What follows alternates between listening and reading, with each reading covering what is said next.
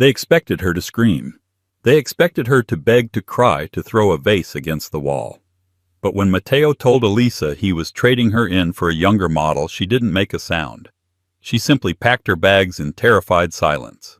Matteo and his mother laughed as the door clicked shut, thinking she was defeated, a nobody destined for the streets. They were wrong.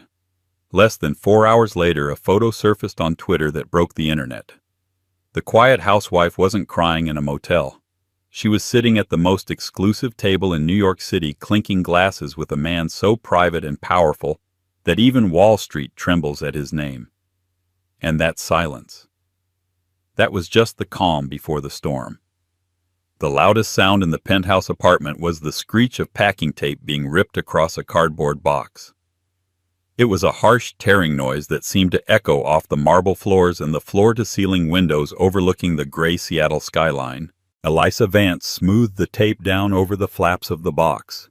Her hands were steady, though her knuckles were white. She didn't look up.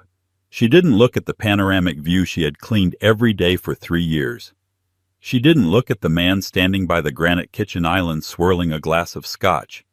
Nor did she look at the older woman sitting on the velvet sofa flipping through a magazine with feigned disinterest.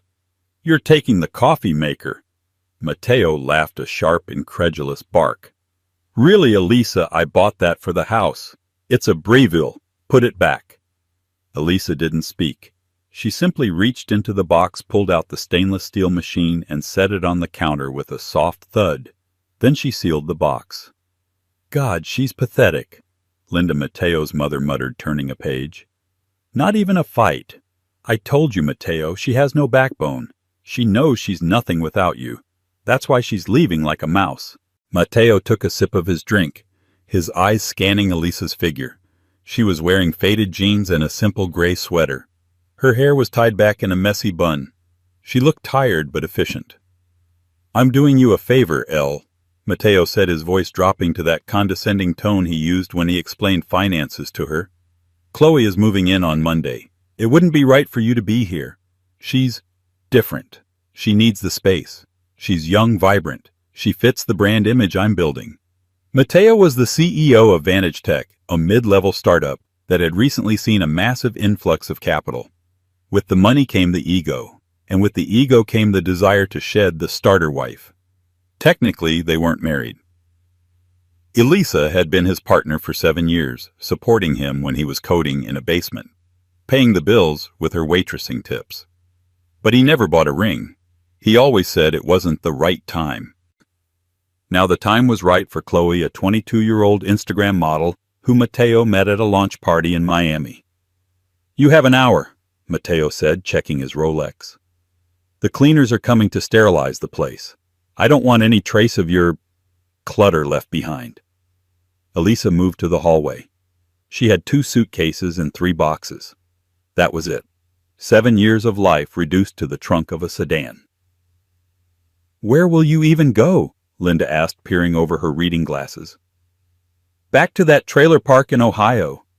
Or are you going to beg for your old job back at the diner? I hear they're hiring dishwashers." Elisa paused.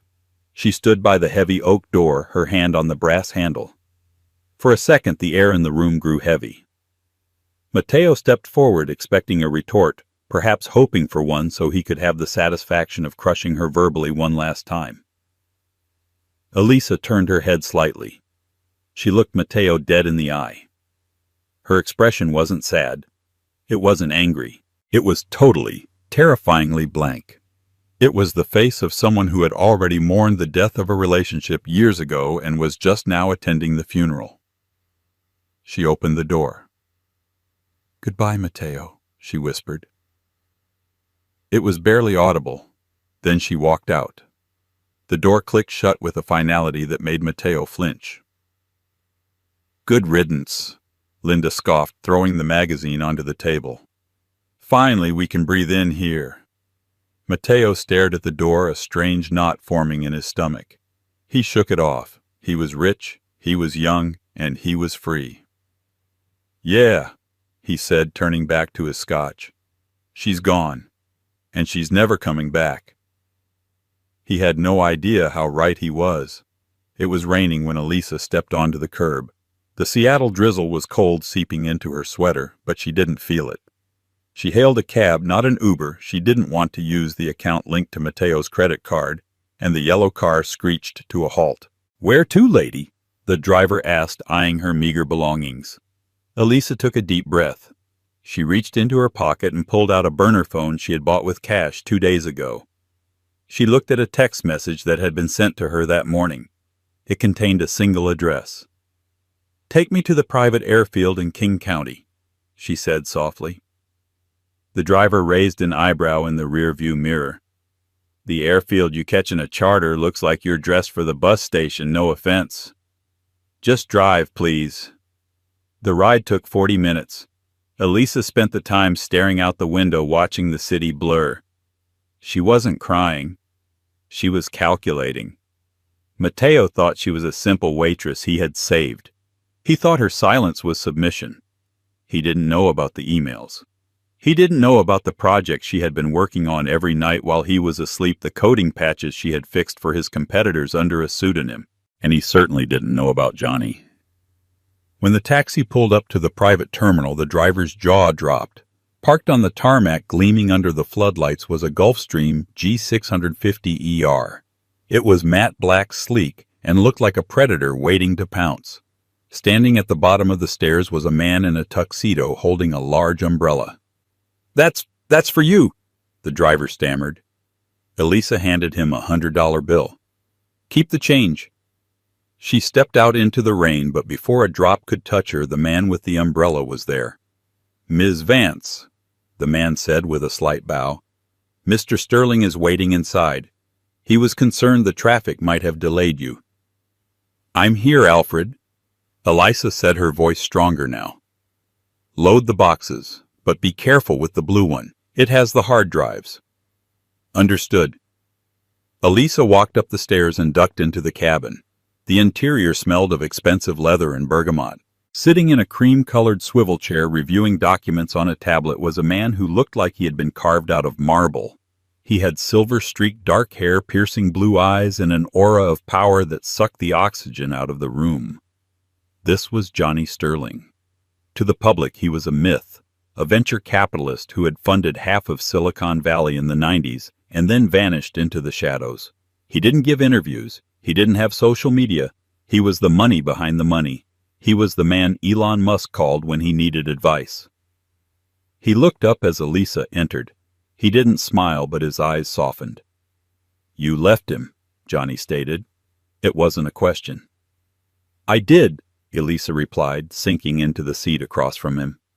"Did you sign the NDA he tried to force on you?" "No, I left it on the counter, along with the ring he bought for the mistress." Johnny closed his tablet. "Good. Then you are a free agent." He signaled to the stewardess, who immediately brought a bottle of vintage Dom Perignon. "We have a reservation at Per Se in New York in 5 hours. I took the liberty of having a wardrobe sent to the plane. You cannot dine with me wearing that." Elisa looked down at her sweater. "Mateo said I looked like a maid." "Mateo is a fool who is about to lose 40% of his company's market share due to a patent infringement he doesn't even know exists yet," Johnny said calmly. "But tonight isn't about business, Elisa. It's about the debut." "Are you sure about this, Johnny?" Elisa asked, her voice trembling slightly for the first time.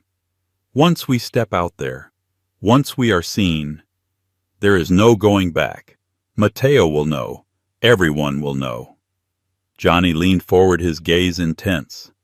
"Elisa, you spent 7 years hiding your brilliance to make a small man feel big. You ghost-wrote his code. You designed his architecture. You built his empire while he took the credit and treated you like a servant. It is time the world sees who the real architect is." He poured the champagne. The bubbles danced in the crystal flute. "Besides," Johnny added, a dangerous smirk playing on his lips, "I have heard the risotto at Per Se is excellent this time of year, and I have arranged for a specific photographer to be present. One who sells to TMZ, The Shade Room, and Daily Mail simultaneously." Elisa took the glass. The fear in her chest began to dissolve, replaced by a cold, burning fire. She thought of Mateo's laugh. She thought of Linda's sneer. "To silence," Elisa said, raising her glass. "To the storm," Johnny corrected. They clinked glasses as the jet engines roared to life, lifting them away from the rain and toward a vengeance that would be served not just cold but globally viral. The Gulf Stream touched down at Teterboro Airport just as the sun was beginning to set over the Manhattan skyline, painting the city in hues of burnt orange and violet. Inside the cabin, the transformation was complete. Elisa stood before the full-length mirror in the jet's private stateroom. She hardly recognized the woman staring back. The worn gray sweater and jeans were gone, replaced by a gown that cost more than Mateo's car. It was a midnight blue velvet dress off the shoulder, hugging her figure with a sophistication she had forgotten she possessed. It didn't just fit, it armored her. A team of stylists flown in from Paris on Johnny's dime had spent the last 2 hours on her hair and makeup. Her chestnut hair was no longer in a messy bun, but cascaded in soft, glossy waves down one shoulder. Her makeup was subtle but sharp, a smoky eye that highlighted the amber flecks in her irises and a deep crimson lip that signaled danger. "You look," Johnny said, his voice coming from the doorway, "like you own the city." Elisa turned. Johnny had changed as well. He wore a bespoke tuxedo cut perfectly to his broad shoulders, no tie the top button of his crisp white shirt undone. He looked effortless, the kind of wealthy that doesn't need to shout because the silence speaks for itself. Around his wrist was a Patek Philippe watch that was likely one of only 5 in the world. "I feel like an imposter," Elisa admitted, her hand trembling as she touched the diamond necklace resting against her collarbone. "Johnny, 3 hours ago I was packing a toaster into a cardboard box. Now I'm wearing diamonds. Mateo used to say I looked best in sweatpants because fancy didn't suit my station." Johnny walked over to her. He didn't touch her, but his proximity was electric. "Mateo wanted a servant, Elisa. He wanted someone small so he could feel tall. Tonight we are going to show him exactly how small he really is. You are not an imposter. You are the woman who wrote the algorithm that saved his supply chain logistics last year. I checked the metadata. I know it was you." Elisa's eyes widened. You checked the code. I check everything." Johnny smiled a wolfish, confident grin. "I don't invest in people unless I know their value. And you, Elisa Vance, are undervalued. Tonight is the IPO." They descended the stairs of the plane to a waiting Rolls-Royce Phantom. The ride into the city was smooth, the interior of the car silent as a tomb.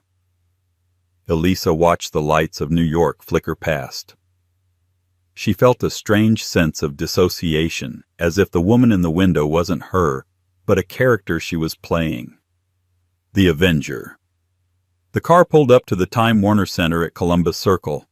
Per se, Thomas Keller's legendary restaurant was their destination. But as the car slowed, Elisa saw the lights. Flashes. Dozens of them. A swarm of photographers was gathered near the entrance. "Did you tell them we were coming?" Elisa whispered, panic rising in her throat. "I may have leaked a tip that Johnny Sterling was dining with a mystery partner regarding a hostile takeover," Johnny said nonchalantly. "The financial press is here. The tabloids followed. They think you're a business mogul from Europe. Or royalty. Let's not disappoint them." The chauffeur opened the door. The noise of the city rushed in, sirens honking and the sudden aggressive shouting of the paparazzi. "Mr. Sterling over here. Johnny, who's the girl? Look this way." Johnny stepped out first. The flashes went crazy, illuminating the night like lightning. He buttoned his jacket calmly, then turned and extended his hand into the dark interior of the car. Elisa took a breath. "Goodbye, Mouse. Hello, Storm." She took his hand and stepped out. The silence that followed was momentary but palpable. The photographers paused for a fraction of a second, stunned by the sheer elegance of the woman standing next to the elusive billionaire. Then the shutters went into overdrive. Click, click, click, click. Elisa didn't look down. She didn't hide her face. She remembered Mateo's mother calling her pathetic. She lifted her chin, her expression cool and detached, channeling every ounce of pain into a look of regal indifference. She looked straight into the lens of the closest camera, her eyes piercing. Johnny placed a hand on the small of her back, protective, possessive, and intimate. He leaned in close to her ear, a move that the cameras ate up. "Walk slow," he whispered. "Let them get the shot. This is the photo that will ruin him." They walked the gauntlet. To the onlookers it looked like a romantic secret being unveiled.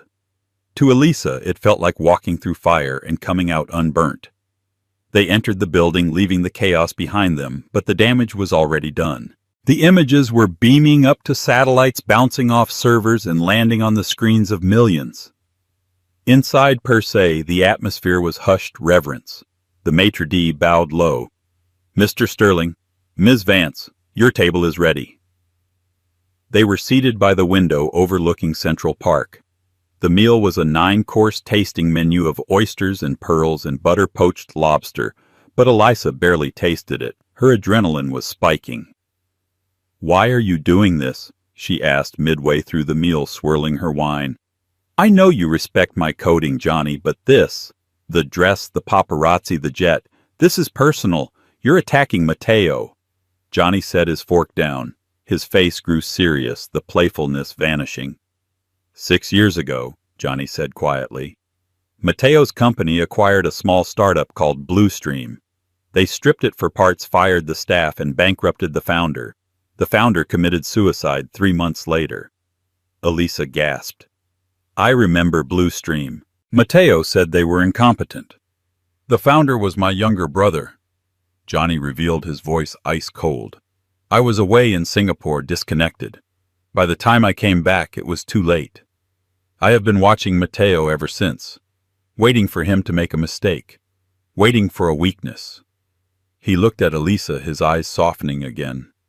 "I didn't expect his weakness to be the fact that he was throwing away the genius behind his success. When I found out you were the one writing the patches and that he was dumping you, the stars aligned, Elisa. I get to avenge my brother, and I get to help you reclaim your life.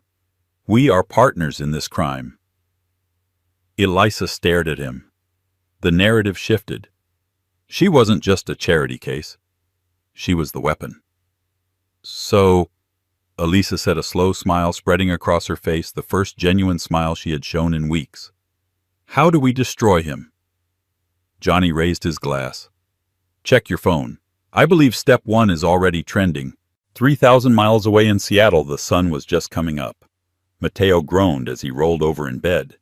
His head was pounding from the celebration drinks he'd had the night before. Next to him, Chloe was sprawled out, snoring lightly. The room smelled of her cheap perfume and stale vodka. He sat up, rubbing his temples. The apartment felt different. It was messier. Elisa used to wake up at 6:00 a.m. to make fresh coffee and organize his schedule. Chloe had left her thong on the lampshade and spilled makeup powder on the nightstand. Whatever Mateo thought, small price to pay for freedom. He reached for his phone on the charger. He expected a few emails from his team, maybe a text from his mom. Instead, his lock screen was full. 47 missed calls, 102 text messages, Instagram 99+ notifications. "What the hell?" Mateo muttered, squinting at the screen.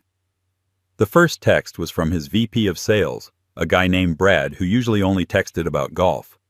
"Brad, dude, tell me that's not Elisa. Tell me you didn't just fumble the bag of the century." The second text was from his mother. "Mom, call me now." Why is she with him? Mateo unlocked the phone, a pit forming in his stomach.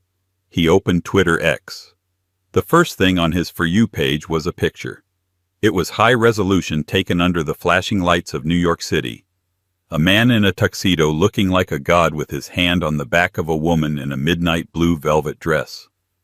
The woman was looking at the camera with eyes that could cut glass.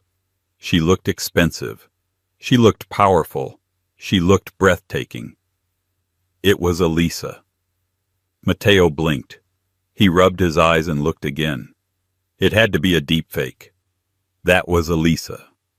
The woman who wore oversized t-shirts and clipped coupons for groceries. The woman he had just kicked out because she was too plain. She was standing next to Johnny Sterling. Mateo stopped breathing. He knew who Johnny Sterling was. Every tech CEO knew who Johnny Sterling was. He was the Reaper. He was the man who could buy and sell Mateo's company 10 times over before breakfast.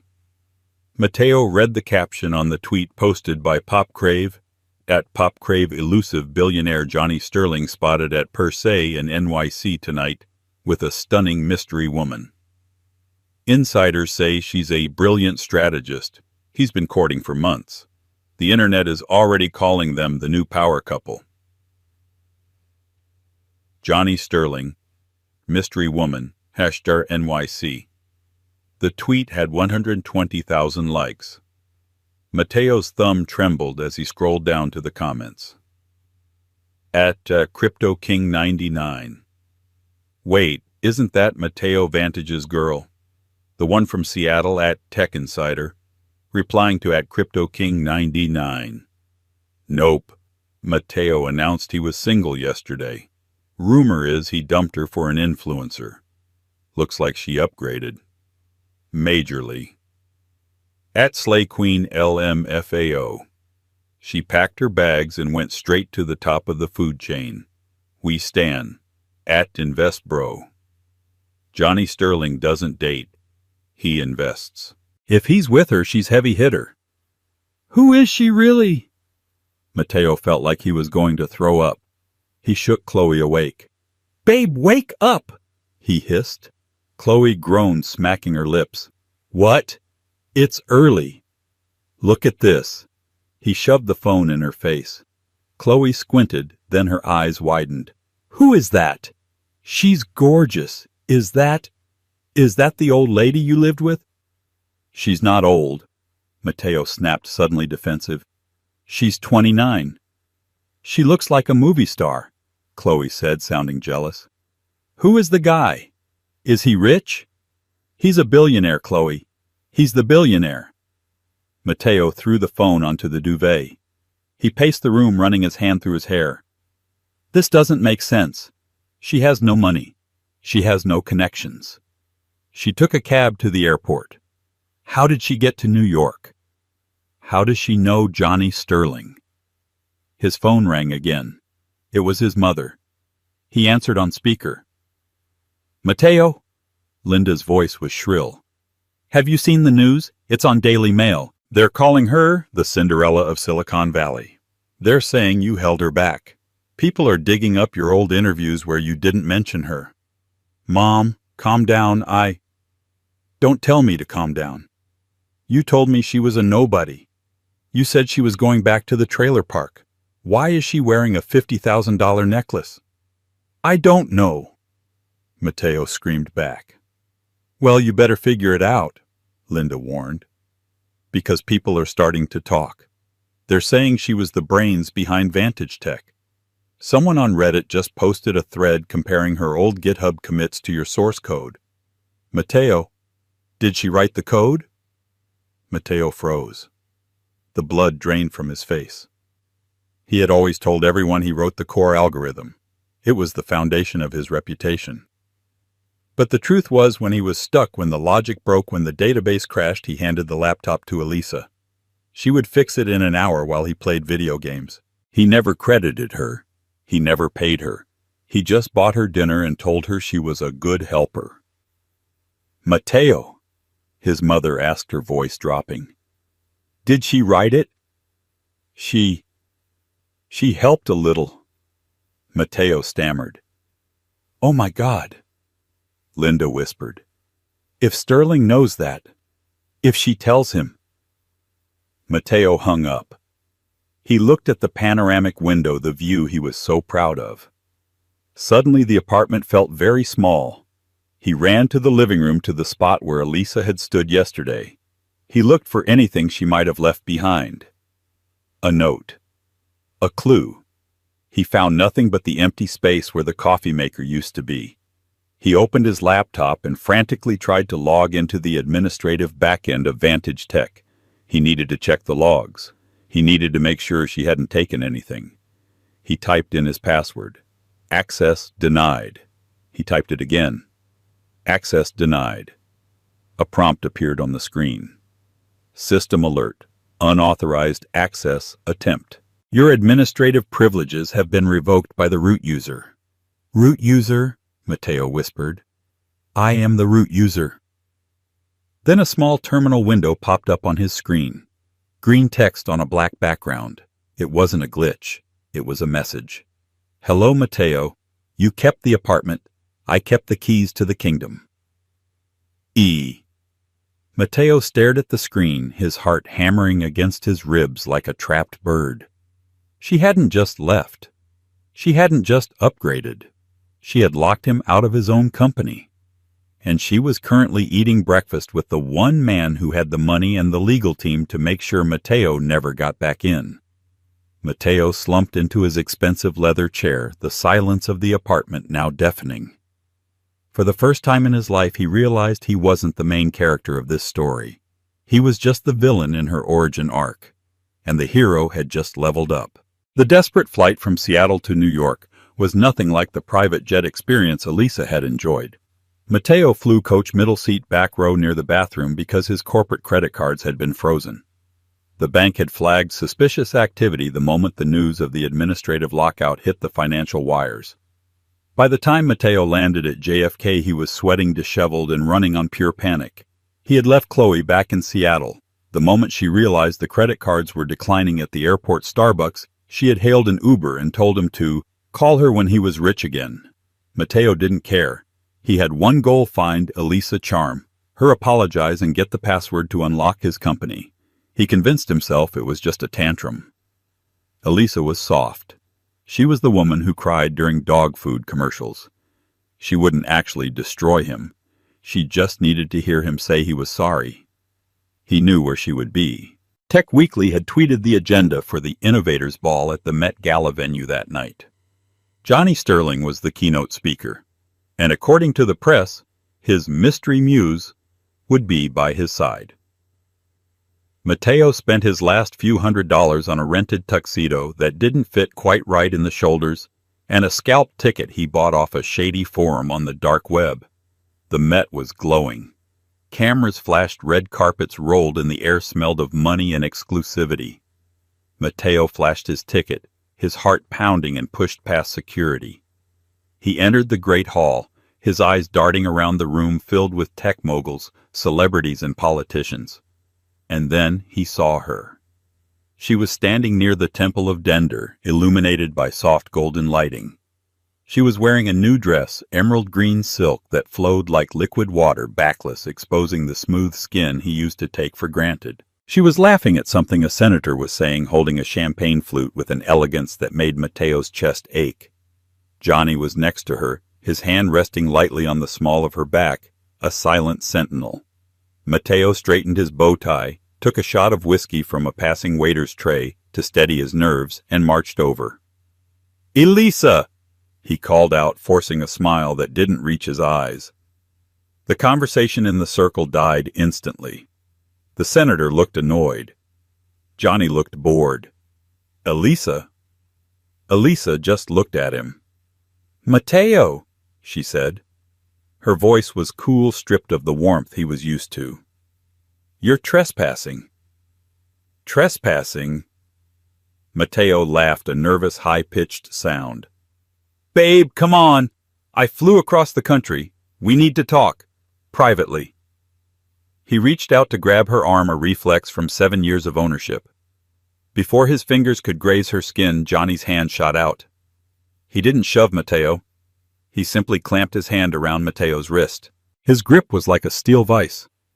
"Do not," Johnny said, his voice low and terrifyingly calm, "touch her." Matteo winced, trying to pull his hand back, but he was immovable. "This is between me and my wife, Sterling."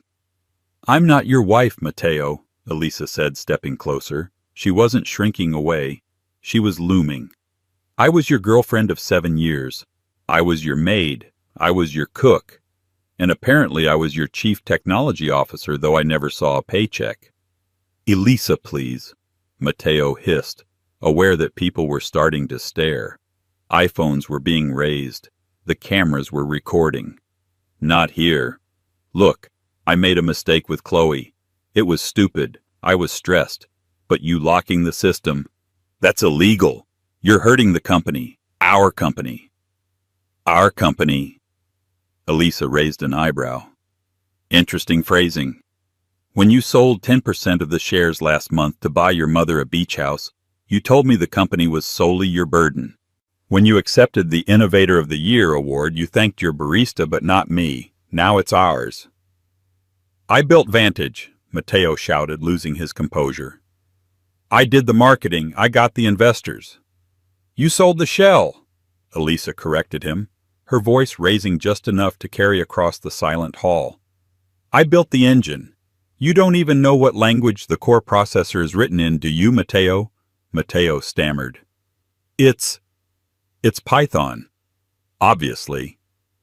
A ripple of laughter went through the crowd. It's written in Rust, Mateo, Elisa said, pity dripping from her tone. I migrated the entire back-end 6 months ago because the Python script you copied from a forum in 2018 was leaking user data. The crowd gasped. A tech CEO not knowing his own stack. That was a death sentence in this room. You're lying. Mateo spat sweat dripping down his forehead. You're a waitress. You served pancakes at Denny's before I saved you. You think these people respect you? They're laughing at you. You're just Sterling's flavor of the week. The room went dead silent. Johnny released Mateo's wrist with a shove that sent him stumbling back. Johnny adjusted his cuffs, his face stone cold. She is not my flavor of the week, Johnny announced, his voice projecting to the rafters. She is my partner, and as of this morning she is the primary consultant for Sterling Ventures. We are launching a new cybersecurity firm next week. The flagship product is an algorithm that detects IP theft. Ironically, we tested it on your company, Mateo. Johnny pulled a folded document from his tuxedo pocket and tossed it at Mateo's feet. You've been served, Johnny said. Mateo stared at the papers on the floor. What is this? A lawsuit? Elisa said, her eyes blazing. For intellectual property theft, fraud, and breach of implied contract. I'm not just leaving you, Mateo. I'm taking back my brain. Security guards materialized out of the shadows. Sir, you need to leave, one of them said, grabbing Mateo's arm. No, she's lying. She's crazy, Mateo screamed as he was dragged away, his heels skidding on the polished floor. I made you, Elisa. You're nothing without me, nothing. Elisa watched him go, her expression unreadable. When the doors slammed shut, the silence lingered for a second. Then slowly the senator began to clap. Then Johnny. Then the room erupted in applause. Elisa looked at Johnny. He winked. Showtime, he whispered. But Elisa knew the real battle wasn't at the party. It was going to be in court. Mateo was desperate, and desperate men were dangerous. He wouldn't just roll over. He would try to burn her down, even if he had to burn himself with her. 3 weeks later, the atmosphere in the Superior Court of Washington was suffocating. The press dubbed it the divorce of the decade, even though they were never married. It was a battle of narratives, the self-made tech bro versus the hidden female genius. Mateo's legal team was aggressive. They were expensive sharks funded by the last of Mateo's dwindling investors who were desperate to salvage the company. Their strategy was simple: discredit Elisa. Paint her as a scorned ex-girlfriend who was vindictive and delusional. Elisa sat at the plaintiff's table next to Johnny's team of corporate litigators. She wore a sharp white suit, a visual contrast to the gray and black of the courtroom. She looked like a CEO. On the witness stand, Mateo looked better than he had at the gala, but his eyes were hollow. He had been coached. Ms. Vance had access to my computer, yes, Mateo testified smoothly. She often used it to shop online or play games. I suspect she installed a keylogger to lock me out as revenge for our breakup. The idea that she wrote the code for Vantage is absurd. She has no formal education in computer science. She is a high school graduate who worked in food service.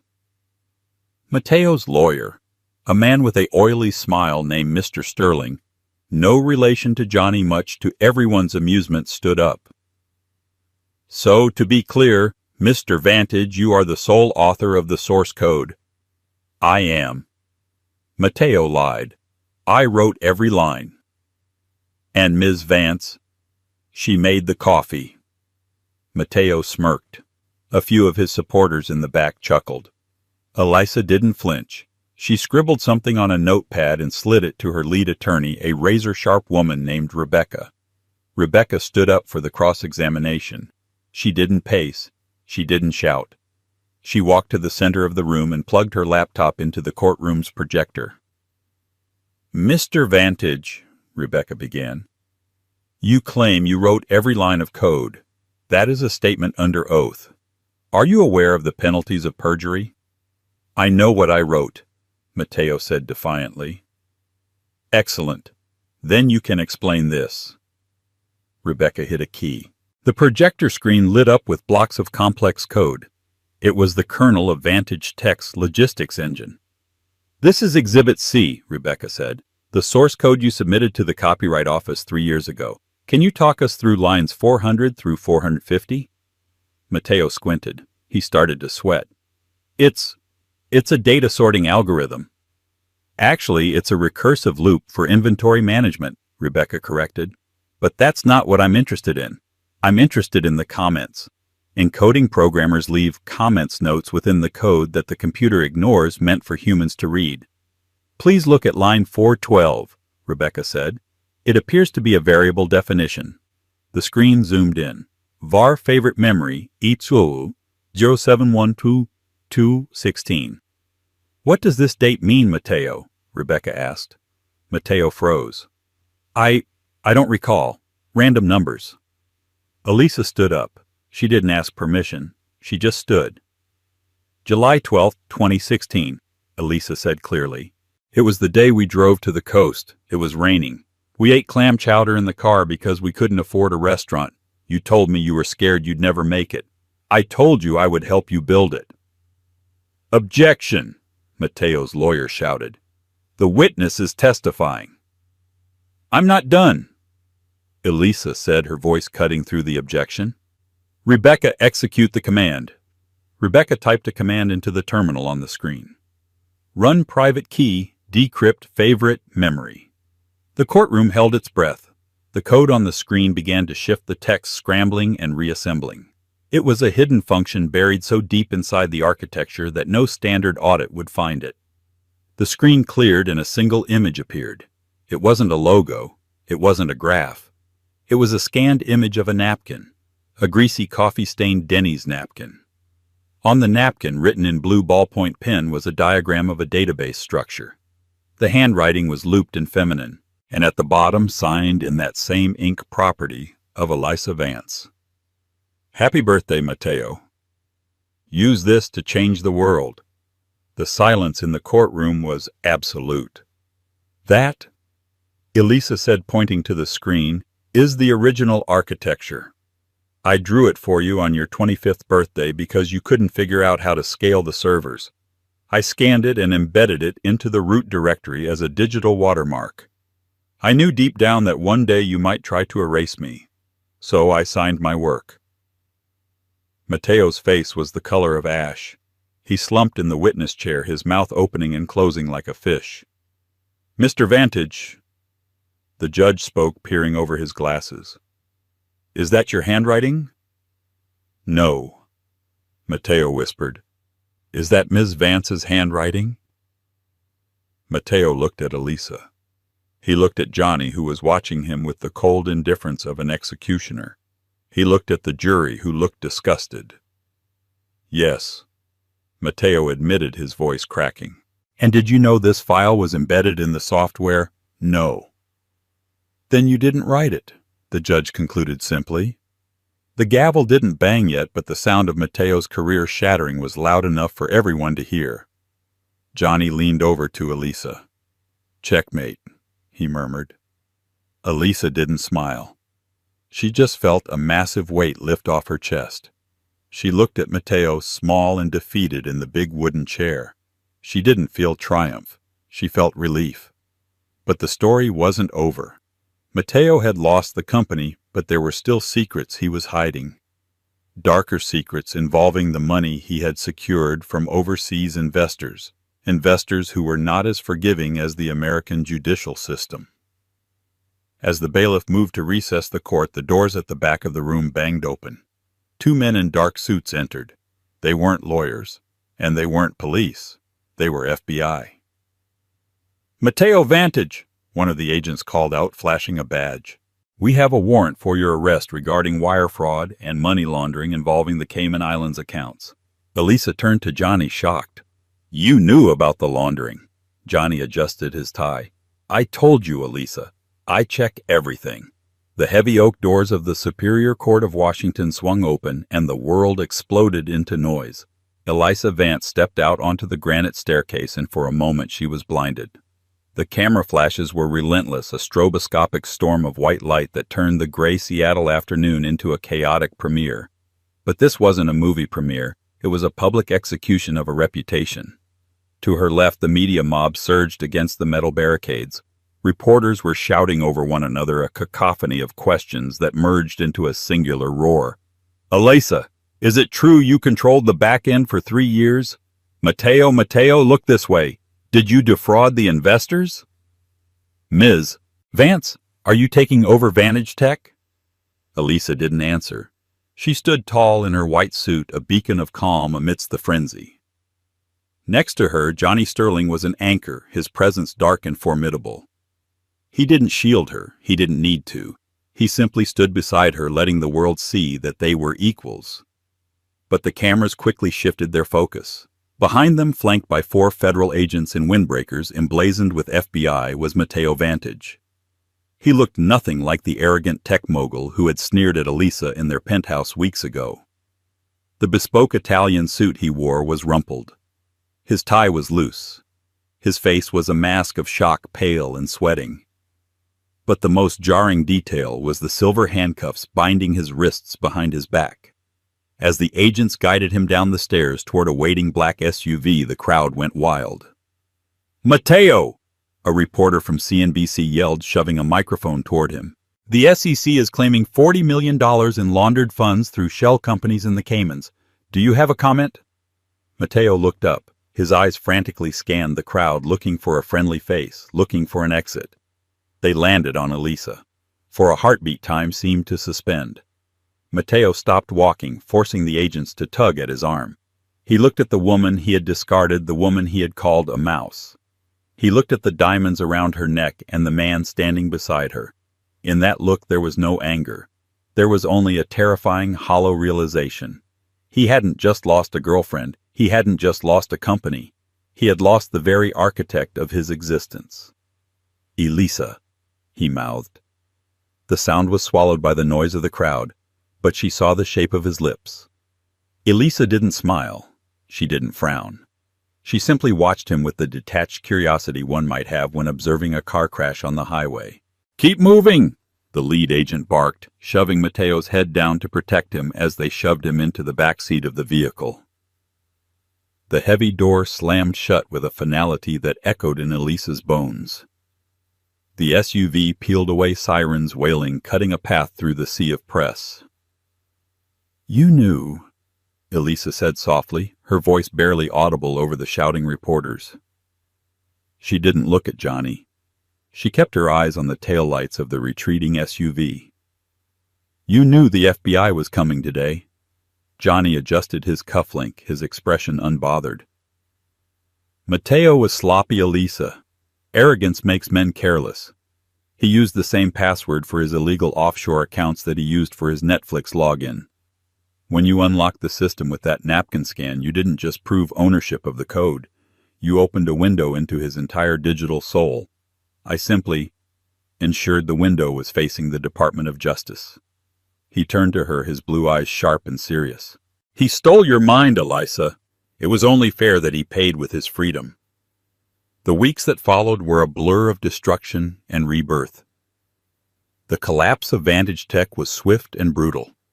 It was a case study in corporate implosion that business schools would teach for decades. With the CEO indicted on 12 counts of wire fraud and money laundering, and the revelation that the core IP belonged to an ex-partner, confidence in the company evaporated overnight. The stock, which had traded at $145 a share, plummeted to $0.12 in pre-market trading the following Monday. Elisa watched it all from a distance. She saw the news footage of employees walking out of the headquarters carrying cardboard boxes, an ironic echo of her own departure. But unlike her, they had severance packages.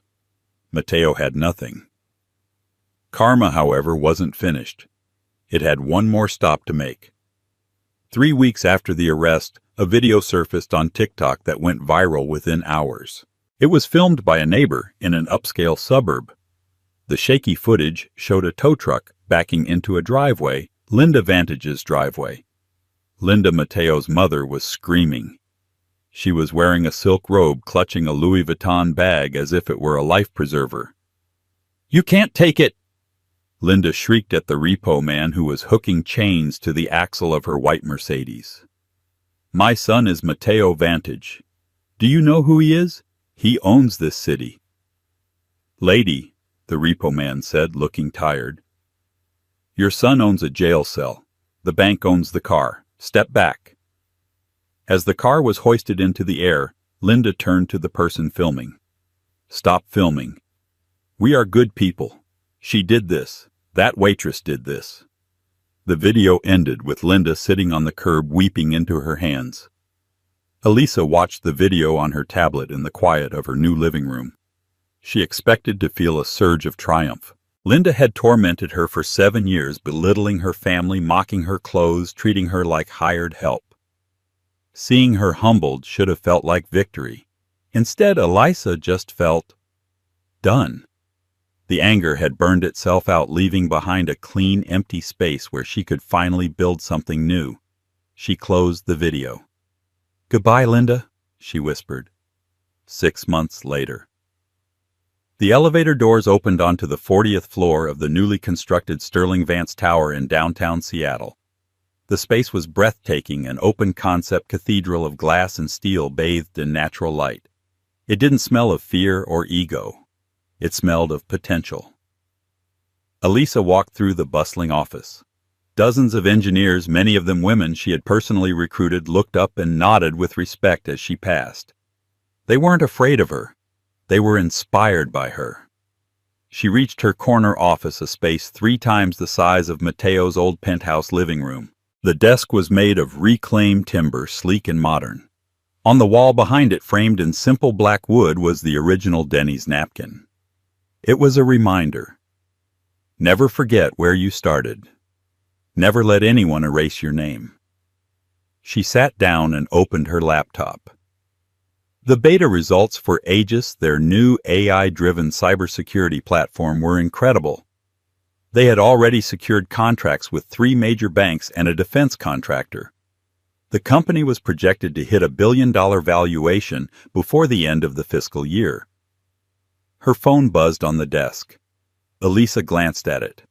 It was a number she had deleted, but one she still recognized. Unknown number L. "Please, I know you blocked my other number. I'm using a burner phone a guard smuggled in." Elisa stared at the screen. She should delete it, but curiosity, that old ghost, made her open the message. Unknown number. "The trial starts next week. They're offering a plea deal, but it's 15 years L. 15 years. I'm scared. Chloe sold a story to TMZ about me being abusive. Mom won't answer my calls because she's living in a motel and blames me. I have nobody. Unknown number. I just wanted to say, you were right. About the rain. About the chowder. That was the best day. I should have married you then. I'm so sorry. Can you help me? Just a character reference. Anything." Elisa read the words. She felt the ghost of the girl she used to be. The girl who would have dropped everything to save him. The girl who packed boxes in silence because she thought she deserved the pain. But that girl didn't live here anymore.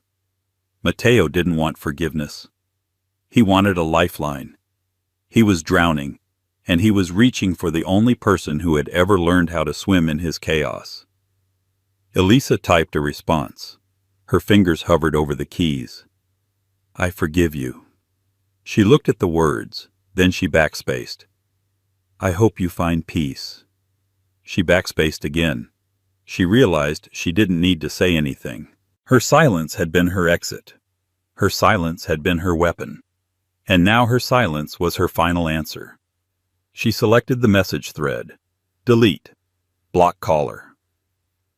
She set the phone down just as the office door opened. Johnny walked in. He looked different than he had in the beginning. The sharp predatory edge of the Wolf of Wall Street had softened into something warmer, something more collaborative. He was holding a bottle of vintage Krug and 2 crystal flutes. The Asian market's just closed, Johnny said, a grin spreading across his face. Aegis is up 40%. The IPO is oversubscribed by a factor of 10. Elisa, we're not just a unicorn, we're a dynasty. He placed the glasses on her desk and popped the cork. The sound was a sharp, festive pop that signaled the end of the old era. Elisa stood up and walked to the floor-to-ceiling window. Seattle lay spread out below her, a grid of lights twinkling in the twilight. Somewhere down there in a concrete cell, Mateo was sitting in the dark. Somewhere down there, Linda was learning to live with less. But up here, the air was clear. Johnny walked up beside her. He handed her a glass. He didn't try to touch her or claim the moment for himself. He simply stood with her, looking out at the empire she had built with her own mind. You know, Johnny said quietly, they're calling you the Iron Queen in the press. They say you came out of nowhere. Elisa swirled the champagne, watching the bubbles rise. Let them talk. I like the noise. To silence, Johnny asked, raising his glass, a callback to the toast they had made on the jet when she was broken and fleeing. Elisa shook her head. She turned to him, her eyes bright with a fire that would never be extinguished again. No, Johnny, she said, her voice steady and strong. To never being silent again. They clinked glasses, the crystal chiming like a bell. Outside, the city lights burned bright, but inside the office, Elisa Vance burned brighter. She had packed her things in silence, yes, but she had unpacked a revolution. And that is the story of how Elisa Vance packed her things in silence and made the whole world listen to her roar. She proved that sometimes the most dangerous person in the room isn't the one shouting the loudest, but the one who knows where all the bodies, or in this case the code, are buried. Mateo learned the hard way that you should never underestimate the person who builds your empire for free. What do you think of Elisa's revenge? Was it too harsh, or did Mateo get exactly what he deserved? Let me know down in the comments below. If you enjoyed this story of karma and corporate takedowns, please smash that like button, share this video with someone who needs a little inspiration, and hit subscribe so you never miss the next drama-filled saga.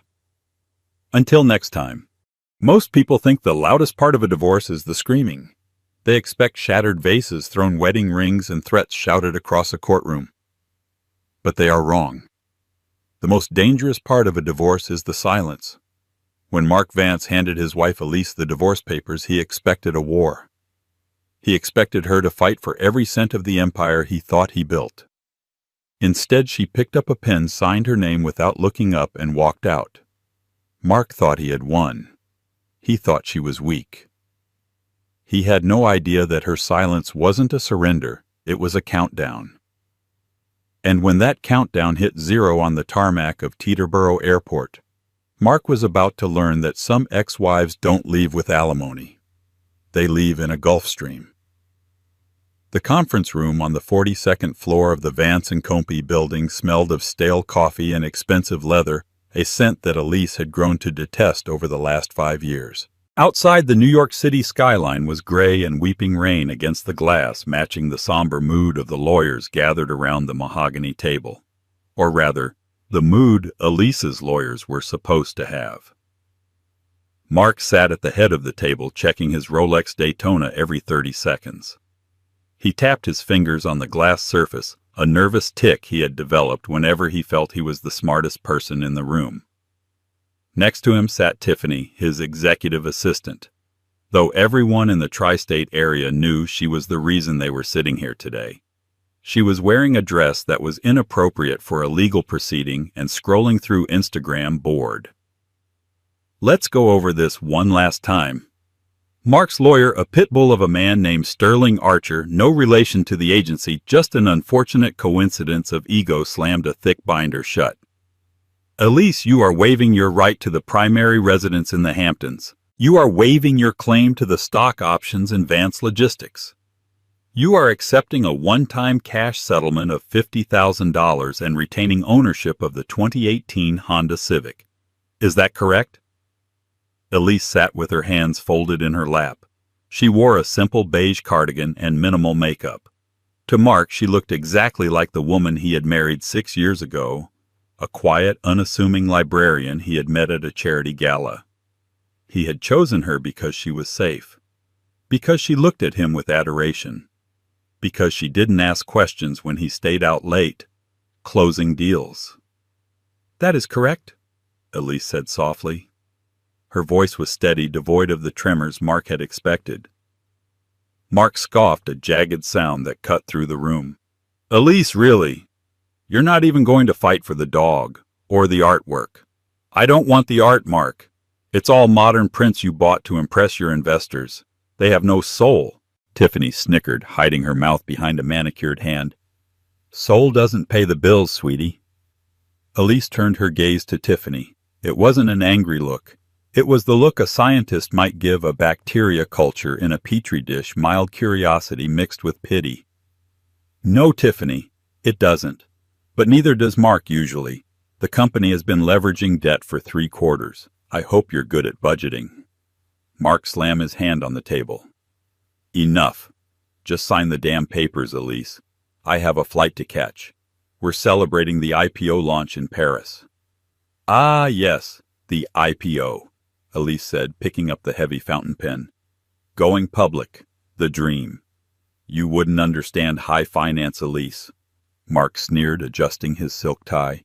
"You've spent the last 6 years organizing bookshelves and baking bread. You're lucky I'm generous enough to give you the 50 grand. Consider it severance pay for a mediocre marriage."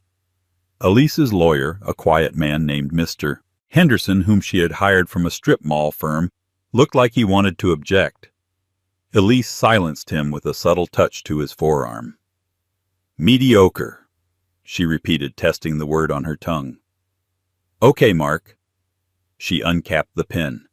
The sound of the nib scratching against the paper was the only sound in the room. Scratch, scratch, scratch.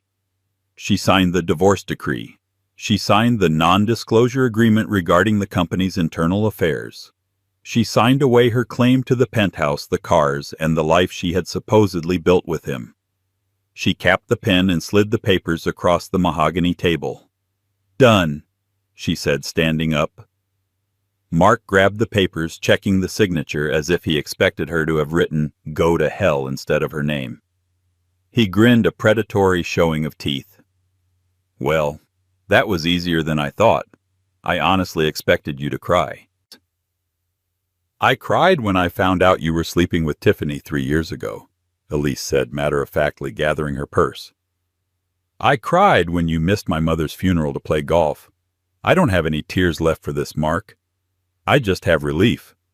Mark laughed, standing up and wrapping an arm around Tiffany's waist. "Relief? You're walking out of here a middle-aged divorcee with a Honda Civic and no job. I'm walking out a CEO about to ring the bell on Wall Street. But sure, you keep your relief." He tossed a set of keys across the table. They slid and fell off the edge, landing at Elise's feet. "The keys to the apartment. You have 24 hours to vacate. Tiffany wants to redecorate by Monday." Elise bent down, picked up the keys, and placed them gently on the table. "I moved out 3 days ago, Mark. The keys are yours." She turned and walked toward the door. "Hey, Elise," Mark called out, feeling the need for one last jab. "If you need a reference for a library job, let me know. I know people on the board." Elise paused at the door. She didn't turn around. "Goodbye, Mark. Enjoy Paris. I hear the weather is unpredictable this time of year." She walked out. God, she's pathetic. Tiffany muttered, nuzzling into Mark's neck. She's history, Mark corrected. Come on, let's go to the airport. The world is finally ours. Teterboro Airport in New Jersey is the playground of the elite. It is where the 0.1% go to avoid the indignity of taking off their shoes at TSA checkpoints. However, even within Teterboro there are levels to the hierarchy. There are the charter flyers, people who rent a small Cessna or a Learjet for a few hours. Then there are the fractional owners, people who own a slice of a plane. And then there are the whales. The ones who own the heavy iron, the global 7500s. The Gulfstreams. Mark Vance felt like a king as he pulled his rented Cadillac Escalade up to the curb of the charter terminal. He wasn't a whale yet, but with the IPO launching next week, he felt like one. He had chartered a mid-sized Hawker 800 for the trip to Paris. It wasn't the biggest plane, and it would require a fuel stop in Iceland, but it was private. That was all that mattered. "Babe, look," Tiffany said, pulling down her sunglasses as they stepped onto the tarmac. Is that Elise?" Mark froze. He squinted against the harsh afternoon sun. About 50 yards away, standing near the entrance of the VIP lounge, was a woman. She was wearing a trench coat, dark sunglasses, and a silk scarf wrapped around her head, reminiscent of 1960s Hollywood royalty. But the posture was unmistakable. "It is," Mark muttered, confused. "What the hell is she doing here? Did she follow us?" "Maybe she's stalking you," Tiffany gasped, clutching his arm. "She wants to ruin our trip." Mark straightened his jacket. "Not on my watch." He marched over, dragging Tiffany and their Louis Vuitton luggage behind him. As he got closer, he saw Elise standing next to a pile of vintage leather travel trunks, the kind that cost more than a car. She was checking something on a sleek, transparent tablet. "Elise!" Mark barked. She didn't jump. She simply turned her head, slowly sliding her sunglasses down the bridge of her nose. Her eyes were cool, amused even. "Mark, Tiffany, you made good time," she said. "What are you doing here?" Mark demanded, gesturing around the exclusive tarmac. "This is a private airport, Elise. The Greyhound bus station is in Newark." Tiffany giggled nastily. "I'm traveling, Mark, same as you," Elise said, tapping the screen of her tablet. "Traveling with what money?" Mark laughed incredulously. "I just gave you 50 grand. A charter flight to anywhere costs half of that. Are you blowing your entire settlement on one flight to, where, Florida?" "Actually, I'm heading to Europe as well," Elise said. "Europe?" Tiffany stepped in, looking Elise up and down. "Honey, you can't afford Europe. Not the way we do it. We're flying private. You're probably looking for the employee entrance to clean the bathrooms." Elise smiled. It was a terrifying smile. It didn't reach her eyes, but it sharpened her cheekbones. "I'm not flying charter, Mark," Elise said softly. "Oh, right," Mark mocked. "Did you find a sugar daddy already? Is that it? Some old geezer taking you for a spin?" "No," Elise said. "I don't need a daddy. I have a brother." Mark paused. "You don't have a brother. You told me you were an only child from a farm in Nebraska." "I told you I was raised on a farm in Nebraska," Elise corrected. "I never said I was an only child, and I never said whose farm it was." Suddenly a deep rumbling sound shook the tarmac. It wasn't the whining buzz of Mark's rented Hawker jet. It was the low, thunderous growl of massive Rolls-Royce Pearl 700 engines. A shadow fell over them. Mark looked up. Taxiing around the corner of the hangar was a beast. It was a Gulfstream G700, the pinnacle of private aviation. It was sleek black with gold trim and longer than some commercial airliners. It was a $75 million machine designed to fly closer to the speed of sound than any other civilian jet. On the tail, painted in elegant gold script, was a crest Mark recognized but couldn't place. A lion holding a key. "Whose plane is that?" Tiffany whispered, her eyes wide with greed. "That thing is massive." The massive jet turned and parked directly in front of them, dwarfing Mark's rented plane like a wolf standing next to a chihuahua. The stairs automatically unfolded with a hydraulic hiss. Two pilots in pristine uniforms descended the stairs, followed by a flight attendant holding a silver tray with a glass of champagne. They walked right past Mark. They walked right past Tiffany. They stopped in front of Elise.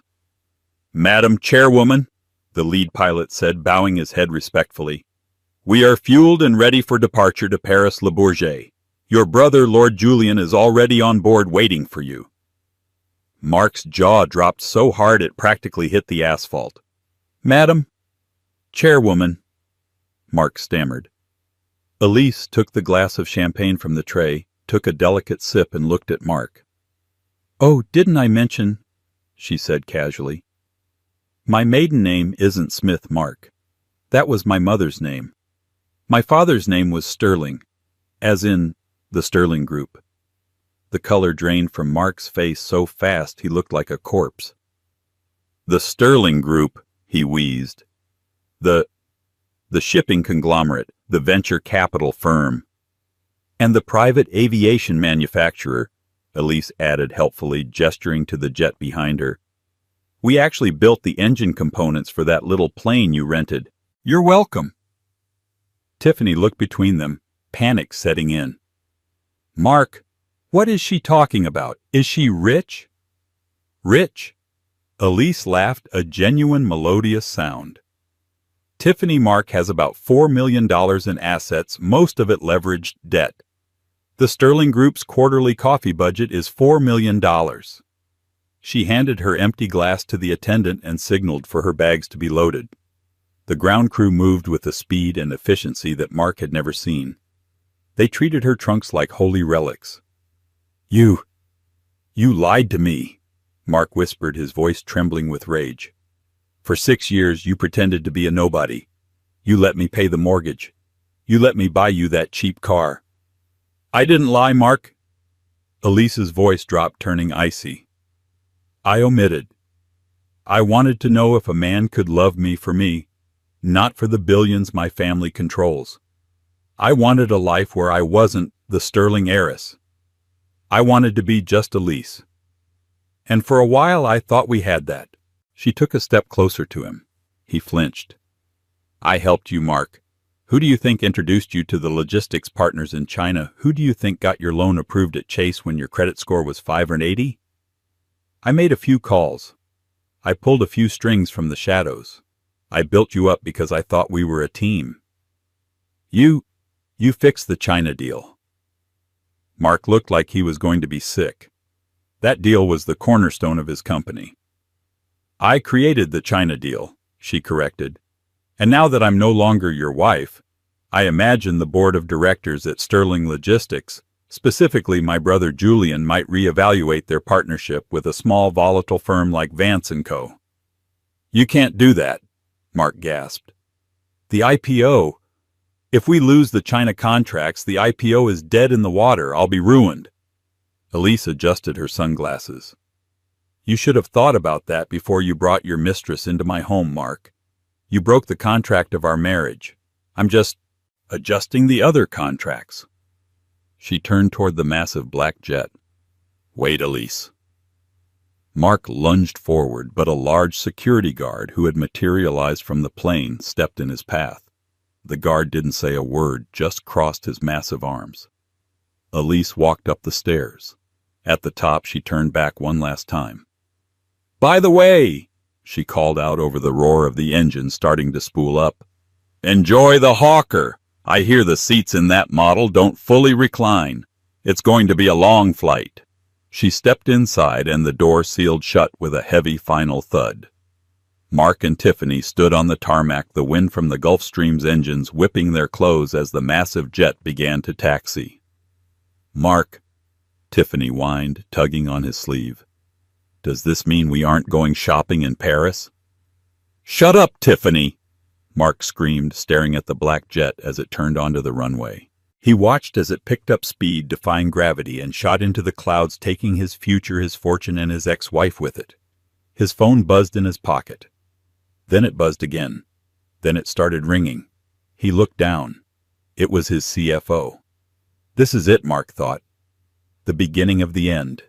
The interior of the Gulfstream G700 was quieter than a library and more opulent than most five-star hotels. The cabin was pressurized to a lower altitude than commercial jets, meaning the air felt fresh, not recycled. The seats were upholstered in hand-stitched cream leather, and the cabinetry was crafted from rare mahogany that gleamed under the warm ambient LED lighting. Elise sank into a club seat that immediately adjusted to her body temperature. She let out a breath she felt she had been holding for 6 years. The trembling started in her hands not from fear, but from the adrenaline crash. "Here," a deep, resonant voice said. Elise looked up. Julian Sterling, the current CEO of the Sterling Group, and her older brother placed a glass of aged whiskey on the side table. Julian was 38, with the kind of sharp, aristocratic features that made him a regular on the cover of Forbes and GQ. He was wearing a casual cashmere sweater that probably cost more than Mark's entire wardrobe. "I told you I didn't need alcohol, Jules," Elise said, though she picked up the glass. "It's not for the need. It's for the celebration," Julian said, sitting opposite her. "The papers, they are signed." Elise nodded, taking a sip. The amber liquid burned pleasantly going down. "Signed, sealed, and delivered. I am officially divorced. I walked away with $50,000 in a Honda Civic." Julian let out a dark, incredulous laugh. $50,000 for the woman who personally redesigned the supply chain algorithms that saved his company $3 million last year. He got a bargain. "He thinks he won," Elise said, looking out the large oval window as the earth fell away beneath them. "He thinks I'm destitute. He even offered me a job reference." Julian's eyes narrowed. The protective brother in him flared up. "I can crush him, Elle. You know that. I can make one phone call to the SEC, one call to the IRS. I can have him auditing paper clips in a federal prison by Tuesday." Elise shook her head slowly. "No, that's too easy. Prison is a punishment for criminals. Mark isn't a criminal. He's a narcissist. To punish a narcissist, you don't take his freedom. You take his audience. You take his status. You let him climb to the very top of the mountain, and then you kick the ladder away." She reached into her oversized tote bag and pulled out a slim, secure laptop. "Is the IPO still scheduled for Tuesday morning?" she asked. "Yes," Julian confirmed. "Vance & Company is set to debut on the NASDAQ. The opening price is projected at $28 a share. If it holds, Mark will be worth about $40 million on paper." "And the valuation?" Elise typed quickly, her fingers flying across the keyboard, "is based almost entirely on the exclusive logistics contract with the Brown Corporation in Shanghai. Correct?" "Correct. 90% of his revenue stream comes from shipping Brown electronics to the U.S. market." Elise stopped typing. She looked at Julian. "And who owns the shipping containers that Brown uses?" Julian smiled. It was a wicked smile. "Sterling Maritime." "And who insures the cargo?" "Sterling Insurance." "And who holds the debt regarding the fuel credits for his transport fleet?" "Sterling Capital." Elise closed the laptop with a satisfying click. "Mark built a house of cards, Julian, but he forgot that he built it on our land. Initiate Protocol 0. Julian raised an eyebrow. 0. That's the scorched earth policy, Elle. Are you sure it will cost us a few million in broken contract fees?" "Do it?" Elise said, her voice hard. "The contract for his logistics support has a moral turpitude clause. It states that if the principal leadership engages in behavior that damages the reputation of the partners, the contract can be voided immediately." "He cheated on his wife." Julian shrugged. "It's sleazy, but is it enough to trigger the clause?" "It is when the wife he cheated on is a primary shareholder of the parent company he relies on," Elise said. "Send the notice. Time it for exactly 9:35 a.m. on Tuesday, 5 minutes after he rings the opening bell." Julian pulled out his phone. "It will be a pleasure." The flight attendant reappeared with a plate of truffled risotto. "Madam Captain says we have a strong tailwind. We'll be in Paris an hour ahead of schedule." Elise leaned back, closing her eyes. Good. I need to go shopping. If I'm going to destroy my ex-husband, I need a new dress. Paris was raining, but it was the kind of romantic cinematic rain that makes the cobblestones glisten. Mark Vance didn't notice the romance. He was too busy screaming at the concierge of the Hotel Plaza Athénée. "What do you mean, declined?" Mark shouted, his face turning a blotchy red. "Run it again. It's a platinum card." The concierge, a man with infinite patience, sighed.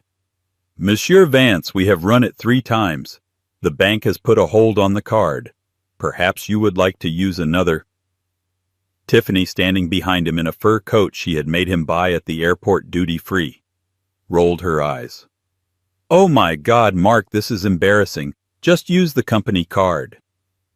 "I can't use the company card for personal expenses 2 days before the IPO. The auditors are watching everything," Mark hissed at her. He eventually found a debit card that worked, depleting his personal savings account to secure the suite. They went up to the room, the mood sour. "Don't worry, babe," Mark said, popping a bottle of champagne from the minibar, which he would have to pay for later. "In 48 hours, none of this matters. I'll buy the hotel." Tuesday morning arrived with a nervous energy. Because of the time difference, the New York Stock Exchange opened at 3:30 p.m. Paris time. Mark had rented a private conference room at the hotel, set up with multiple screens to watch the launch. He was wearing a custom tuxedo, holding a glass of scotch. Tiffany was wearing a glittering red dress, scrolling through her phone looking for mentions of herself in the press. 5 minutes to open, Mark said, pacing. "This is it. The ticker is VANC. On the large center screen, the CNBC broadcast showed the floor of the stock exchange. The commentators were talking about the day's IPO. Small but aggressive logistics firm Vance & Co. debuting today. Analysts are bullish, largely due to their ironclad monopoly on the brown distribution route." "Hear that?" Mark pointed at the screen. "Ironclad. That's me. I'm the Iron Man of logistics." The bell rang. The trading began. Vanc opened at $28. Within seconds, it jumped to $32. "Yes!" Mark punched the air.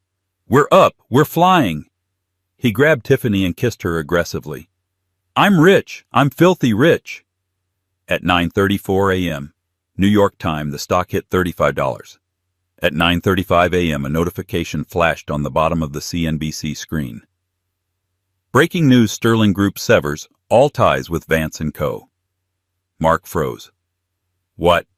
The news anchor stopped mid-sentence. "Wait, we have breaking news coming across the wire. The Sterling Group, the multinational conglomerate, has just issued a press release. They are immediately terminating all shipping insurance and credit line agreements with Vance & Co., citing breach of contract and leadership instability." "What?" Mark screamed, dropping his glass. It shattered on the floor. "They can't do that. We have a contract." On the screen, the graph for Vanc stopped climbing. It hovered for a terrifying second. Then it fell off a cliff. $35, $28, $20. "This is catastrophic," the anchor said, her voice rising in excitement. "Without the Sterling infrastructure, Vance & Co. has no ships, no containers, and no insurance. They are effectively paralyzed. The Brown Corporation has also just tweeted that they are suspending operations with Vance pending an investigation. 15:10. "Stop it! Stop trading!" Mark yelled at the TV as if the traders could hear him. He scrambled for his phone, dialing his CFO. "Peter, what is happening? Stop the bleeding." "I can't." Peter's voice was hysterical on the other end. "Sterling pulled the credit line, Mark. The bank just called the loan. They want the $40 million immediately. We're insolvent. We're bankrupt." $5. $2. In 10 minutes, Mark Vance went from being worth $40 million to being worth negative $40 million. The stock was halted for volatility, but the damage was done.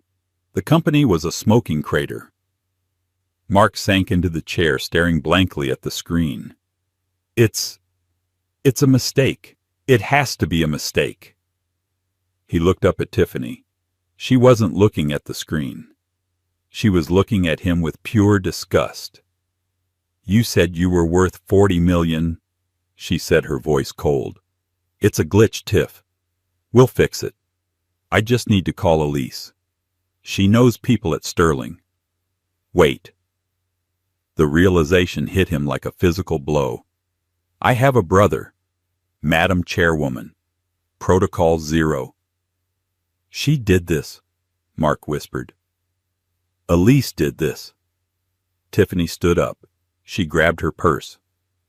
Where are you going? Mark asked. Out, Tiffany said. Babe, I need you. I need you to help me think.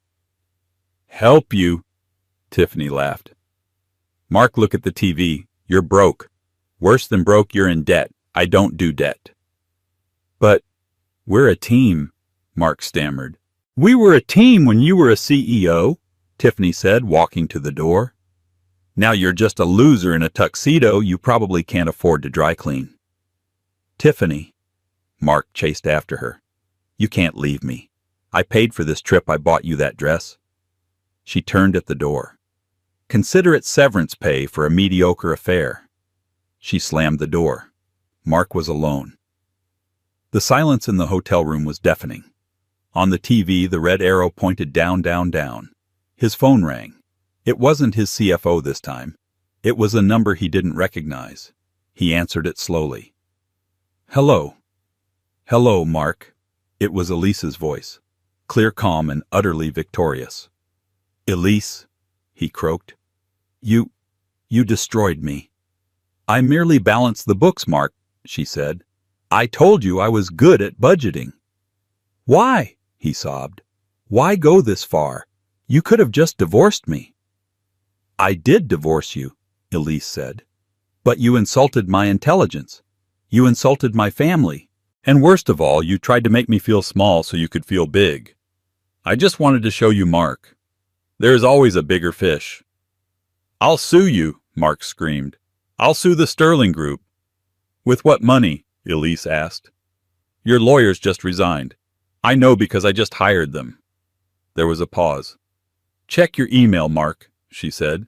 There is a one-way ticket back to New York. Economy class. Middle seat. It leaves in 3 hours. I'd suggest you take it. The hotel manager is coming up to evict you in about 5 minutes. Elise, wait. Please. I still love you. Mark tried the desperation leaking out of him. Elise laughed. It was the last time he would ever hear that sound. Goodbye, Mark. The line went dead.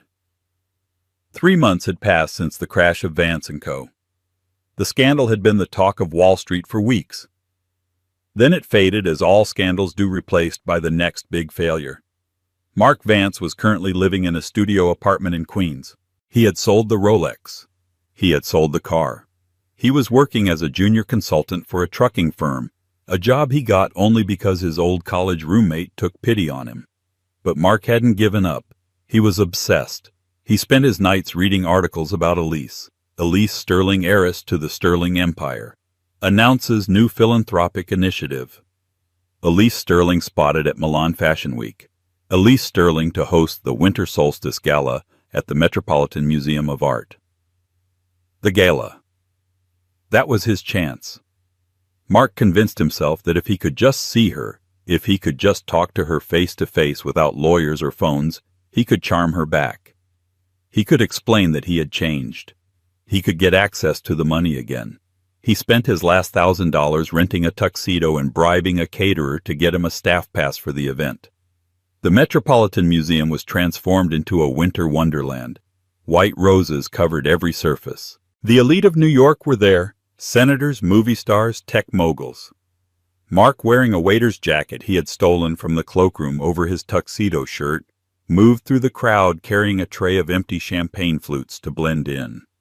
His eyes scanned the room frantically, and then he saw her. She was standing at the top of the stairs near the Temple of Dendur. She looked breathtaking. She was wearing a midnight blue velvet gown that hugged her curves with diamonds dripping from her ears and neck diamonds that were real heirlooms of the Sterling family. She wasn't alone. Standing next to her with a hand possessively on the small of her back was a man. He was tall with broad shoulders, and a rugged, intense jawline. He wasn't a soft, corporate type like Mark. He looked dangerous. He looked like a wolf in a suit. Mark recognized him instantly. Everyone knew him. Damon Salvatore. No, that was a vampire. This was Damon Wolf, the CEO of Wolf Industries, a rival to the Sterling Group in size but far more aggressive. He was known as the Corporate Raider. He destroyed companies for sport. And he was looking at Elise like she was the only woman in the world. Mark felt a surge of jealousy so hot it almost blinded him. He abandoned his tray on a statue and marched up the stairs. Security was lax near the VIPs because they assumed everyone there belonged. "Elise," Mark called out, his voice cracking. The conversation around them stopped. The music seemed to fade. Elise turned. When she saw him, her expression didn't change. She didn't look scared. She didn't look angry. She looked bored. "Mark," she said, "I didn't know the caterers were allowed to mingle with the guests." "I need to talk to you," Mark said, stepping closer, ignoring the murmurs of the crowd. "Alone." Damon Wolf stepped forward. He didn't say a word. He just moved his body between Mark and Elise. He towered over Mark. His eyes were like chips of ice. "Is this the ex-husband?" Damon asked, his voice a low rumble that vibrated in Mark's chest. "He is," Elise said, placing a calming hand on Damon's arm. "Damon, this is Mark. Mark, this is Damon." "I know who he is," Mark spat. "Elise, please. I've changed. I'm living in Queens. I'm suffering. Haven't you punished me enough? I'm your husband." "Ex-husband," Damon corrected. "We had something real," Mark pleaded, reaching for her hand. Damon caught Mark's wrist in midair. He didn't twist it. He just held it. His grip was like a steel vise. Mark gasped in pain. "Touch her again," Damon whispered, "and you won't need a lawyer. You'll need a surgeon." "Let him go, Damon," Elise said softly. Damon released him with a shove. Mark stumbled back, rubbing his wrist. "Mark," Elise said, stepping forward so she was looking down at him on the stairs. "You aren't suffering because I punished you. You are suffering because for the first time in your life you have to work for what you get. You are living the life you actually earned." "I can be better," Mark cried. "Give me another chance. Not as a husband. Give me a job. Any job. I know the logistics systems. I can help you." The crowd was watching. Phones were out. This was being live-streamed. Elise sighed. "You want a job?" "Yes, please," Mark begged. Elise looked at Damon. "Darling, didn't you say your warehouse in New Jersey was looking for night shift staff?" Damon smirked. "We are. Minimum wage. Heavy lifting, no benefits for the first year." Elise turned back to Mark. "There you go. Go to the Wolf Industries warehouse in Newark on Monday at 6 a.m. Ask for the foreman. Tell him Elise sent you." You want me to be a box packer?" Mark stared at her, horrified. "It's honest work, Mark," Elise said. "It builds character, and God knows you need some." She turned her back on him. "Security, please show this guest out. He's upsetting the vibe." Two massive guards appeared instantly, grabbing Mark by the arms. "Elise, you can't do this! I was a CEO!" Mark screamed as they dragged him away, his feet scraping against the marble floor. Elise didn't look back. She took Damon's arm. "Shall we dance?" she asked. "We shall," Damon said, leading her onto the floor. "Remind me never to get on your bad side, Mrs. Sterling."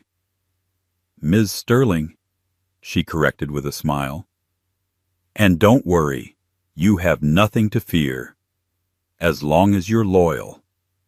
6 months later. The winter in Newark, New Jersey was not just cold, it was a physical assault. It was the kind of damp industrial freeze that ignored coats and settled directly into the marrow of your bones. Mark Vance stood on the concrete loading dock of Wolf Industries Distribution Center, Sector 4. The wind whipped off the Passaic River, carrying the smell of diesel fumes and freezing rain. He was shivering violently, but not just from the cold. He was shivering from exhaustion. He wore a neon orange safety vest that was 2 sizes too big, thrown over a gray hoodie he had bought at a thrift store. His hands, once manicured and soft from years of handling nothing heavier than a Mont Blanc fountain pen or a crystal whiskey tumbler, were now unrecognizable. They were raw, chapped, and covered in small cuts from endless cardboard edges. His fingernails were broken. His knuckles were swollen. "Vance, what are you doing dreaming about your glory days?" The voice cracked like a whip. It was Kowalski, the night shift foreman. Kowalski was a man the size of a vending machine who took a specific sadistic pleasure in managing a former CEO. He knew exactly who Mark was. Everyone did. I'm wrapping the pallet, Kowalski," Mark stammered, his breath puffing out in white clouds. "The plastic roll. It got stuck." "You're too slow, Vance," Kowalski sneered, stepping closer. He smelled of stale tobacco and onions. "Truck 402 is leaving in 8 minutes. If this load isn't secured, you're docked an hour's pay. And considering your wages are currently being garnished for 3 different lawsuits, I don't think you can afford to lose a dime." Mark grit his teeth. He wanted to scream. He wanted to fire this man. He wanted to call security. But he had no security. He had no power. He grabbed the heavy roll of industrial plastic wrap and began to circle the pallet of toilet seat covers. Round and round. He pulled the plastic tight, the friction burning his palms. He was dizzy. He hadn't eaten a real meal in 2 days. After the rent for his basement studio in Queens, the court ordered restitution payments to his former creditors, and the surprise child support for a daughter he had ignored for 10 years who suddenly needed college tuition, Mark was living on instant ramen and tap water. Round and round. He was the Iron Man of logistics, wrapping toilets for minimum wage. A loud buzzer sounded, echoing through the cavernous warehouse. 3:00 a.m. Lunch break. The workers shuffled toward the break room like zombies. Mark followed them, keeping his head down. He didn't talk to the other workers. They knew he was the guy who crashed a company and lost $40 million in a day. They didn't pity him. They loathed him. The break room was a grim box with fluorescent lights that hummed like dying insects. There were 4 vending machines, but 2 were broken, and the other 2 only took cash. Mark didn't have cash. He walked over to the water cooler, filled a paper cup, and sat at the metal table in the back corner. On the wall, mounted high up near the ceiling, was a dusty flat-screen television. It was always tuned to the Global Business Network GBN. Most of the workers ignored it, preferring to stare at their phones. But for Mark, it was a form of self-flagellation. He couldn't stop watching the world he used to rule. "Hey, turn that up," one of the forklift drivers shouted to the guy near the remote. "They're talking about the bonus checks." The volume increased. Mark looked up, wiping sweat from his forehead with a dirty sleeve. The screen wasn't showing the warehouse bonus structure. It was showing a live feed from Zurich, Switzerland. The banner at the bottom of the screen pulsed with urgent red letters, "Live, the merger of the Century Press Conference." Mark felt his stomach drop. The camera panned over a stage that looked more like a coronation than a business meeting. The backdrop was a massive digital wall displaying the new company logo, a stylized wolf intertwined with a golden key. And there they were. Seated at a sleek glass table were 2 figures who looked like gods compared to the tired gray men in the break room. Damon Wolf sat on the right. He wore a tuxedo that fit his broad shoulders perfectly, looking every inch the predator he was known to be. He looked dangerous, relaxed, and utterly in control. On the left sat Elise. Mark stopped breathing. She was radiant. She wore a white structural suit with a plunging neckline adorned with a single massive sapphire necklace. Her hair was pulled back in a severe, elegant bun. She didn't look like the librarian anymore. She didn't look like the nice wife who baked bread. She looked like an empress. Truly a historic moment, the British news anchor narrated. The finalized merger between the Sterling Group and Wolf Industries has created the largest logistics conglomerate in human history.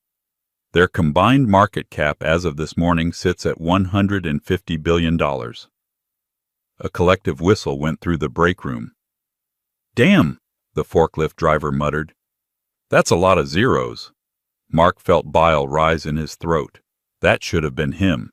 If he had just held on, if he hadn't cheated. But the real story today, the anchor continued, is the unveiling of their proprietary technology. They are calling it the Athena Protocol. Analysts are saying this AI-driven system will revolutionize global trade, predicting supply chain disruptions before they even happen. Mark froze. The plastic cup in his hand crushed inward. Athena. He knew that name. Years ago, back when he and Elise were first married, he had toyed with an idea. He wanted to build an algorithm that used weather patterns and political news to reroute ships automatically. He had called it Project Hermes.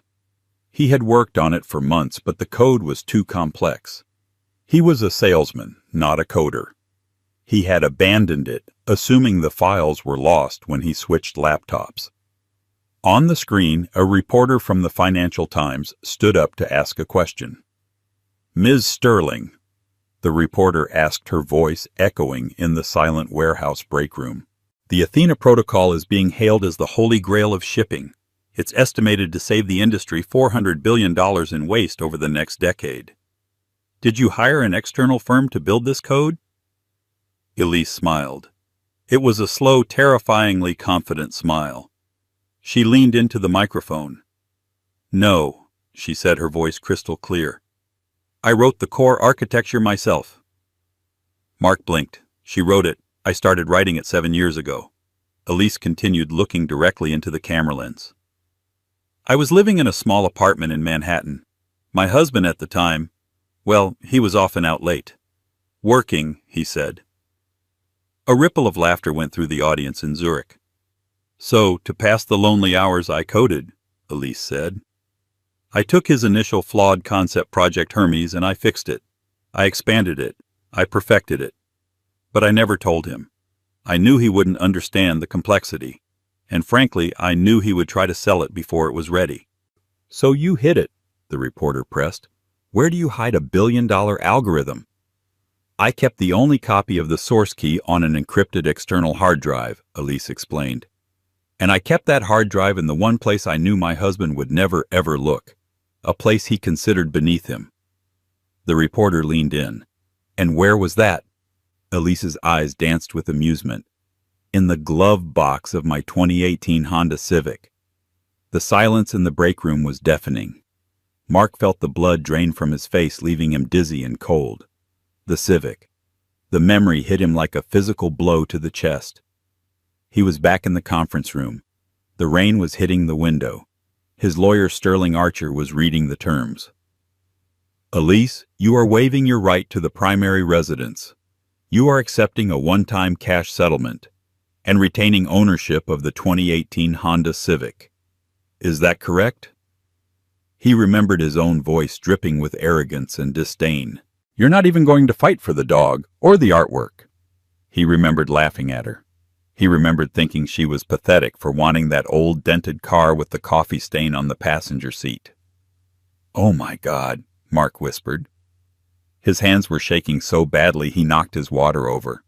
He fumbled for his pocket, pulling out his cracked Android phone. His thumb slipped on the screen as he frantically searched his email archives. Search divorce decree. Final. PDF. He found it. The document was dated 6 months ago. He opened it, pinching the screen to zoom in on the fine print. He scrolled past the alimony waiver. He scrolled past the property division. He found Section 4, Paragraph C, asset allocation. He read the words, and they blurred through his tears. The party of the second part. Elise Vance shall retain sole ownership of the 2018 Honda Civic VN, ending in 5592, including all mechanical parts, accessories and contents contained within the vehicle at the time of signing. Contents contained within. It was a standard clause. A throwaway line lawyers used so couples wouldn't sue each other over forgotten sunglasses or gym bags. But in this case, contents contained within referred to a hard drive worth $400 billion. Mark dropped the phone. It clattered onto the dirty linoleum floor. He hadn't just lost the company. He hadn't just lost the wife. He had literally signed away the keys to the kingdom. He had handed her the weapon she used to conquer the world, and he had done it with a smirk on his face. On the TV, the interview was wrapping up. "Ms. Sterling," the reporter asked one final question. "Is there anyone you would like to dedicate this success to? Perhaps a mentor?" Elise paused. She looked at Damon Wolfe. Damon took her hand, squeezing it supportively. The power dynamic was clear. They were partners, equals. "Actually, yes," Elise said. "I'd like to thank my ex-husband, Mark." The workers in the break room turned to look at Mark. He couldn't move. He felt like he was burning alive. "He taught me the most valuable lesson of my life," Elise said, her voice dropping an octave, becoming deadly serious. "He taught me that arrogance is a blinder." He was so busy looking at himself in the mirror that he never bothered to look in the glove box. "He taught me that if you underestimate the quiet ones, you don't just lose the game, you lose everything." She smiled one last time. "Thank you, Mark. I couldn't have done it without your signature." The feed cut to the stock ticker. Sterling Wolfe, swell F up, 400%. "Hey, Vance." Kowalski kicked the break room door open. "Break is over. Get your ass back on the line. We have 3 more trucks to load before sunrise." Mark looked at the foreman. He looked at the other workers who were now whispering and pointing at him, realizing exactly who he was and what he had done. The humiliation was total. It was absolute. Mark let out a sound. It wasn't a cry. It was a laugh. A broken, jagged, hysterical laugh that sounded like glass shattering. "I signed it," he wheezed, rocking back and forth. "I gave her the car. I gave her the car." "What is wrong with you?" Kowalski barked. "Move!" Mark stood up slowly. His legs felt like lead. He walked past his phone, leaving it on the floor. He walked out of the break room back into the freezing cold warehouse. He walked back to the pallet of toilet seats. He picked up the heavy roll of plastic wrap. Round and round. He started wrapping. Scratch, scratch, scratch. The sound of the plastic stretching was exactly the same as the sound of his fountain pen on the day he signed his life away. 30,000 feet above the Atlantic Ocean, the world was silent.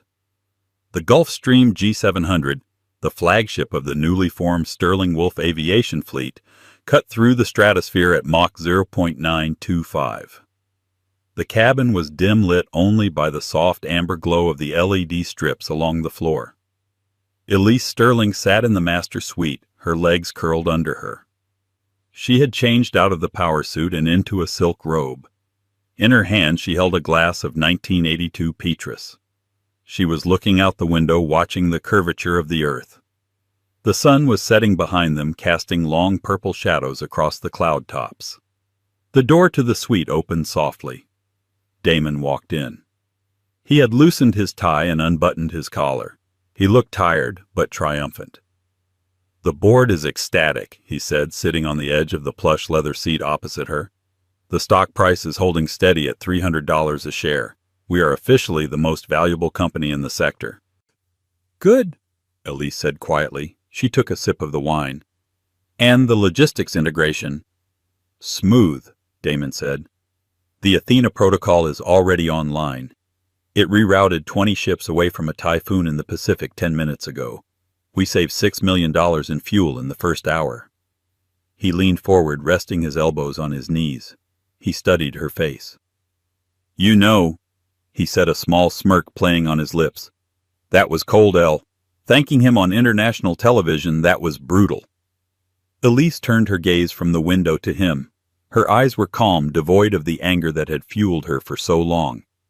"He wanted to be famous, Damon," she said simply. "He always wanted to be a household name. I just gave him what he wanted."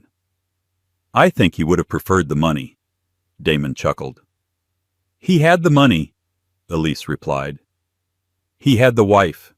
He had the life. He threw it away for a 24-year-old assistant and an ego trip. Mark didn't lose his fortune today, Damon. He lost it 6 months ago when he decided that I was disposable. Damon reached out, taking her hand. His grip was warm and solid. Well, his loss is my gain. Remind me never to get on your bad side, Mrs. Sterling. Ms. Sterling, she corrected him, her fingers interlacing with his. And don't worry, you have nothing to fear, as long as you check the glove box. Damon laughed, a rich, genuine sound that filled the cabin. Point taken. Elise looked back out the window. Far below, under the layers of clouds and darkness, she knew Mark was there. He was likely freezing.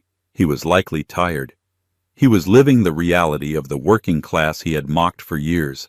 The scales of the universe had balanced perfectly. So, Damon said, pouring himself a glass of wine, we have the merger. We have the billions. We have the fastest jet in the world. What's next? Elise smiled. It wasn't the vengeful smile of a scorned woman anymore.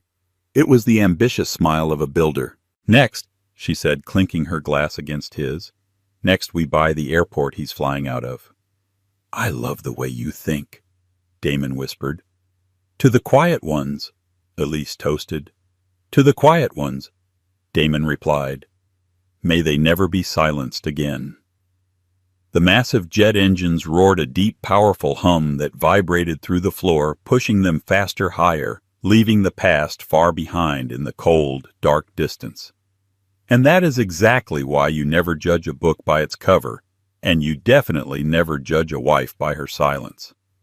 Mark thought he was the king of the world because he had a loud voice and a fancy suit, but he forgot the golden rule of power: the person holding the pen holds the future. He didn't just lose his money, he lost his dignity, his legacy, and the billion-dollar idea he was too arrogant to see, all because he couldn't be bothered to look inside a Honda Civic. It makes you wonder, doesn't it? How many people are you overlooking right now? Who is the Elise in your life that you're underestimating? Because as Mark learned, the most dangerous person in the room isn't the one shouting threats. It's the one sitting quietly waiting for you to hand them the pen. If you enjoyed this story of ultimate karma and betrayal, please smash that like button. It really helps the channel grow. Don't forget to subscribe and hit the bell icon so you never miss a new story.